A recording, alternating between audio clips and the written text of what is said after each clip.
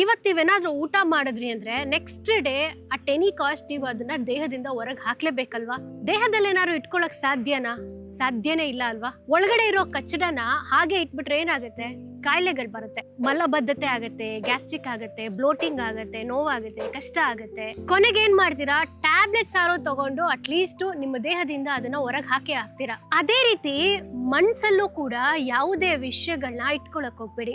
ಇಟ್ಕೊಂಡ್ರೆ ಮನಸ್ಸಿನ ಮಲಬದ್ಧತೆ ಅಂತ ಹೇಳ್ಬೋದು. ಎಸ್ಪೆಷಲಿ ಅವ್ನ ಹಂಗಂದ, ಇವಳು ಹಿಂಗಂದ್ಲು, ಹಂಗಾಯ್ತು ಹಿಂಗಾಯ್ತು ಹಾಗಂತ ಮನ್ಸಲ್ಲೇ ಇಟ್ಕೊಂಡು ಯೋಚನೆ ಮಾಡ್ತಾ ಕೊಳಿಸ್ತಾ ಇದ್ರೆ ದುಃಖ ನೋವು ಜಾಸ್ತಿ ಆಗತ್ತೆ. ಯಾರೋ ಏನೋ ಬಂದ್ರು, ಹೇಳಿದ್ರು, ಹೋದ್ರು, ಅವ್ರು ನೆಮ್ಮದಿಯಾಗಿರ್ತಾರೆ. ಆದ್ರೆ ಆ ವಿಚಾರ ವಿಷಯಗಳು ಅದನ್ನ ನಾವು ನಮ್ ಜೊತೆನೆ ಇಟ್ಕೊಂಡು ಯೋಚನೆ ಮಾಡ್ತಾ ಕೊರಗ್ತಾ ಇದ್ರೆ ದಿನನಿತ್ಯ ನೋವುಗಳು ಜಾಸ್ತಿ ಆಗ್ತಾ ಹೋಗುತ್ತೆ.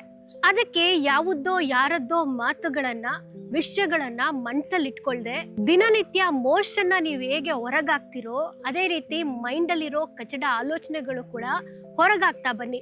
ಇದರಿಂದ ನಿಮ್ಗೆ ಎಷ್ಟೋ ಕಾಯಿಲೆಗಳು ಬರೋದು ತಪ್ಪುತ್ತೆ, ಆರೋಗ್ಯವಾಗಿರ್ತೀರಾ. ಬೆಸ್ಟ್ ಏನು ಅಂದ್ರೆ ಅವರನ್ನ ಕ್ಷಮಿಸ್ಬಿಡಿ, ಮರ್ತ್ಬಿಡಿ. ಈ ಮಹಾಮಂತ್ರನ ಅಳವಡಿಸ್ಕೊಳ್ಳಿ, ಸದಾ ಖುಷಿಯಾಗಿರಿ.